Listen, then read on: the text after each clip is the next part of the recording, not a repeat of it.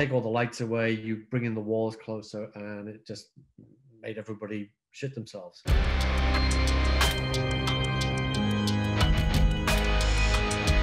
My dad waking me up in it felt like the middle of the night, but it probably wasn't. It was probably like 9 o'clock or something like that. But I was very young.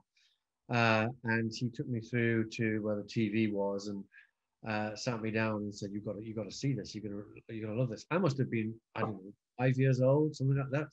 5 years old, maybe. It was either Frankenstein or The Bride of Frankenstein. I can't remember exactly which. I think it was Frankenstein. I didn't really understand it, but the look of it, that whole gothic feel of it, whatever, was just, I was so entranced by this thing and by the creature and everything. I was just like, oh, this is something about this. It got its claws into me right away.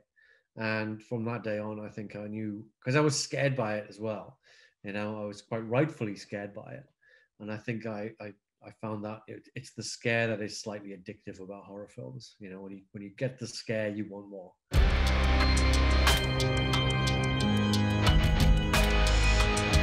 Well, I'm immensely proud of it. I'm immensely proud of the fact that 20 years later, people are still asking about it, are still talking about it, and still watching it and loving it. It was an ambitious film, for sure, when I made it.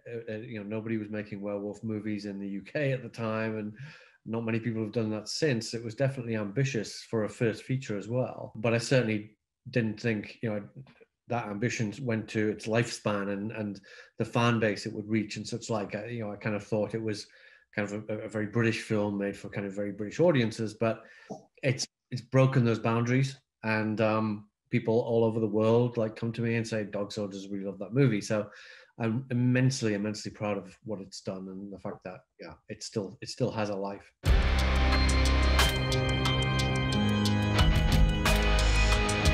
The Descent was actually made as a response to Dog Soldiers, or specifically a response to a little bit of criticism that Dog Soldiers got, which was Dog Soldiers is kind of very much in the kind of Sam Raimi Evil Dead 2 tradition of it goes full on with the blood and the guts and that kind of stuff. But is it really terrifying? Is it really that scary? I personally don't think so, but some people do. But I think I played it a little bit more light than I could have done. And so one reviewer said, you know, when is a British filmmaker going to make a genuinely terrifying horror movie again? And I kind of took that as a challenge and thought, okay, if that's what you want, that's what I'll do. And so I did. I focused my mind on trying to make the scariest film possible, and had this idea of caves and claustrophobia and darkness and playing around with the darkness. I think when I was about 12 years old, I'd been down a cave, down a real mine with a school trip. And at some point during that thing, you're all the way down in the bowels of the earth somewhere, and they told everybody that they had to switch their lights off so that we would experience pitch black for the first time. You know, we've all been in our houses at night, in our bedrooms or whatever, but there's always light filtration coming through the windows. There's always something. It's never quite pitch black. But when you experience pitch black for the first time and you cannot see anything, and you can wave your hand this far in front of your face, you can't see anything. That was a memorable moment as a child, and it stuck itself in here. And it was like, how can I set a movie in pitch black where you're actually able to see what the hell's going on in that kind of environment? So The Cave seemed like a great opportunity to do something. Again, there hadn't been many horror films set in caves. Like suddenly when we came out, there was another film that year, and there was some other ones have come out since. But back then, there's very few horror films set in caves. And I think a lot of that was to do with the practicality of actually shooting in a cave, it is virtually impossible to do it in the real thing. But our script had very specific needs of that cave. So it only made sense to us to build them as sets and do the whole thing as sets. But to make those sets, having been caving, to make those sets as authentic as possible and not make them too glitzy, too stylish. It's just rock and that's it. It's like, it's nothing very obviously dynamic, but that makes it claustrophobic. It just makes it normal and mundane. And you take all the lights away, you bring in the walls closer, and it just made everybody shit themselves. And also the other thing when making it was, it didn't really occur to me that maybe more than say 2 or 3 people out of 10 were claustrophobic. as it turns out, it's more like 9 out of 10 who suffer from claustrophobia, and the film really, really affected a lot of people on that level.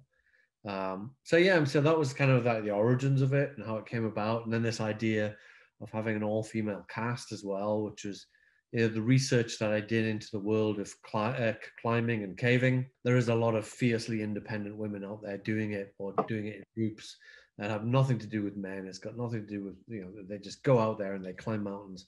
And I thought, this is really cool. And nobody's done that, you know, an all-female horror movie like this before, survival horror movie with an all-female cast, where it's not about them stripping off to their bikinis. It's not about that side of things at all. These are strong, you know, fiercely independent women who have their own lives, their own stories and things, and their own relationships with each other that get into a bit of a tangle underground. But you know, that was the fun of it.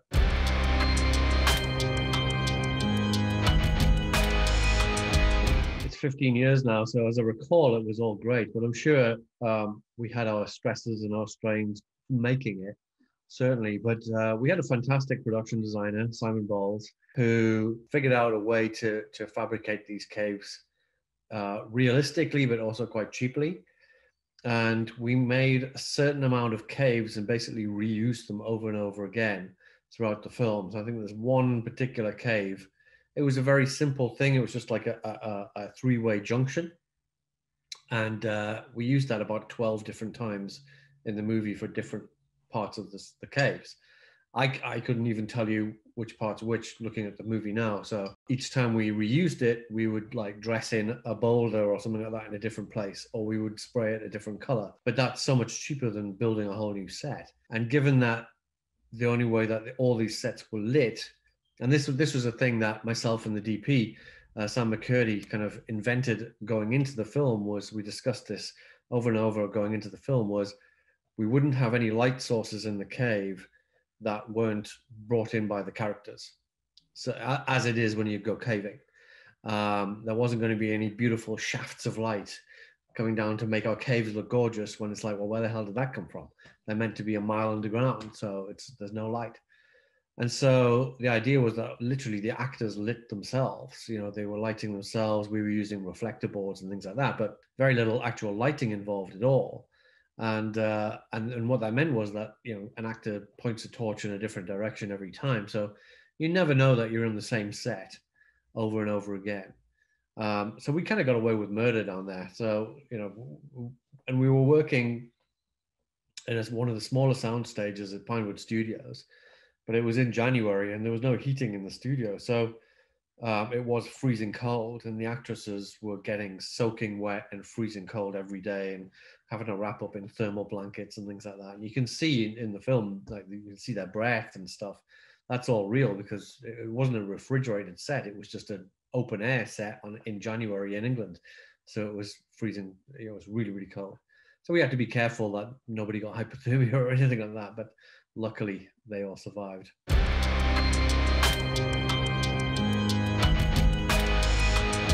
It wasn't my idea to make a sequel. I kind of felt that the original film wrapped itself up. I suppose at that time, maybe if I'd been a bit smarter, I could have thought, oh, franchise, like, how can we do more and more with it? But at the time, I was like, no, the original story is going to wrap itself up. And the people behind it, the producers behind it, said, no, we want to make a sequel. So in my opinion was it shouldn't be made at all. But if you are going to make it, then you better come up with a really compelling reason why you want to get Sarah, the surviving character. Right, first of all, she wasn't meant to survive. And now you're saying she does survive, but now you wanted to go back into a cave. It's like, well, you better make a really compelling reason for that. And I had some initial discussions with them about what might make a compelling reason, but they were ultimately kind of dismissed. And they said, we're going to go ahead and make it anyway. And so I was kind of on the outskirts of the film. I didn't have anything to do with the script. And I'm a producer in name only, really.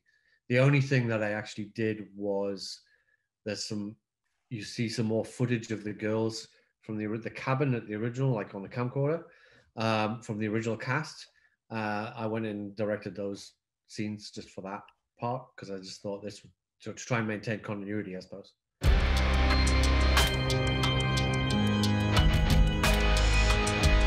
I've often felt limited by my budgets as far as wanting to do action scenes concerned. Something like with, there's a fight sequence at the end of The Descent with the two girls and the creatures fighting each other, and we ended up with, we had to film that in a matter of hours, like when we should have had days to shoot a sequence like that, but we did it in like 5 or 6, 4 or 5 hours or something like that. Anyway, it was crazy. So that kind of stuff is slightly frustrating. I love doing epic action stuff. I think maybe because that's why I wanted to make movies in the first place, is I wanted to do action movies, and the bigger the better. I love those epic scale sequences. I've loved doing them on Doomsday and Centurion. Got to do battle sequences in Centurion and all sorts of craziness in Doomsday, car chases and other battles and all sorts of stuff going on there. And then I got to do even bigger stuff on like Game of Thrones and such like. So yeah, as far as I'm concerned, like the bigger the scale, the better. I don't know. I just really embrace epic scale. I love it.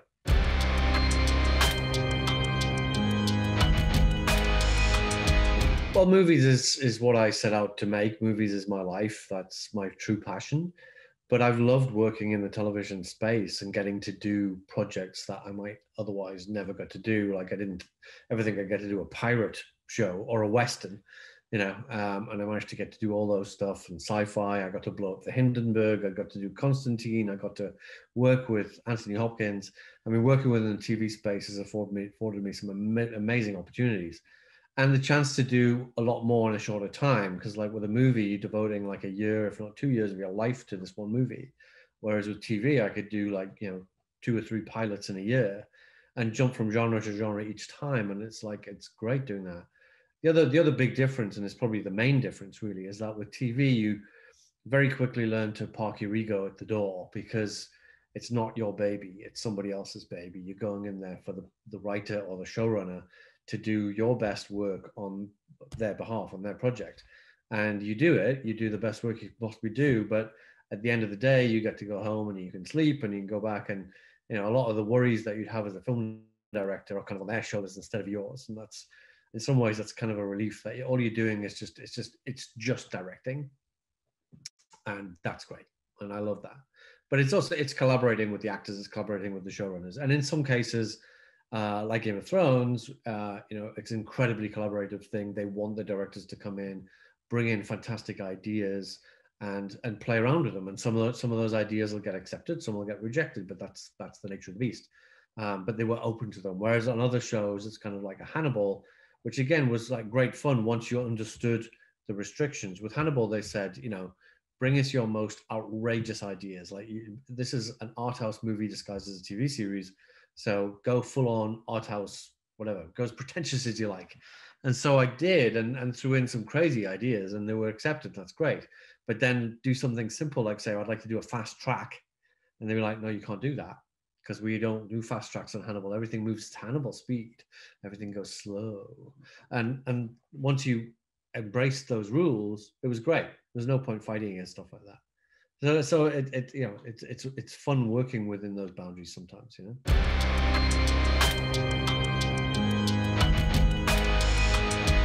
Yeah, I don't think it's news now, but yeah, that was a miserable experience. I took that project on for kind of all the wrong reasons. Like I hadn't made a feature film in like 9 years, and along came this opportunity to do a big budget, and I was invited on board initially to do like the horror version of Hellboy.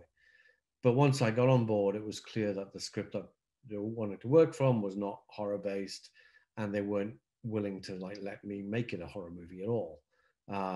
So it kind of the rules changed a bit, and for better or worse, I stuck with it and tried to do my best. But the bottom line was that the script itself was very poor caliber, and there's only so much you can do with a bad script. The story never made any sense. It was full of too many flashbacks, and then they just put loads and loads of CG gore in it. That is not my hand on that movie at all. That's the thing. I don't consider it to be my movie in any way. It's just there's nothing of me in it. For be it creatures, be it gore, be it whatever. It's like practical will always look better. and it will last longer. You know, I mean, okay. I'll take that back slightly. Nowadays there are some great CG stuff, but I've not seen any CG gore that looks real. That looks like great practical effect. Where I've seen great practical effects that are like, holy shit, that looks real. But CG stuff, even the best stuff, looks like good CG. It doesn't necessarily look like reality. So I guess that's the difference for me. It can be impressive, but not necessarily convincing.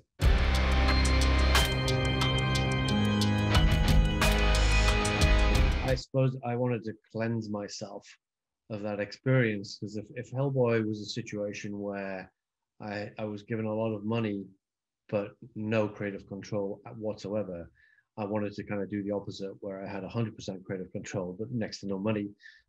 And even though it was a painful experience at times, even though it was a difficult shoot, it was just so much more satisfying as an experience, because for all its faults, for whatever, whether you think it's good, bad, whatever, any mistakes that were made or my mistakes, I will own them. Any good stuff is my good stuff, and I will own that too.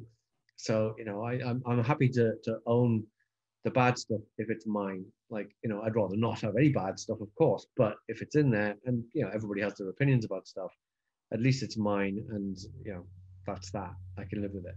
So it was good to get back into the trenches and just make this really low budget movie. And obviously, you know, make a low budget movie and try and make it look like it's not a low budget movie. And, you know, I think we achieved that. But it's, you know, I'm immensely proud of it. I know it has its faults, but on the whole, I love it. I'm really proud of it. It's very different from anything else I've done.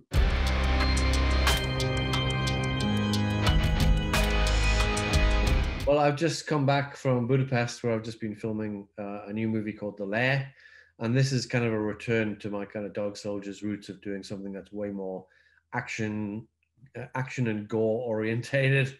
Lots of like crazy blood and guts, and it's just a frenzied, like full-on action horror movie. And I'm really, really excited about it. It was a lot of fun.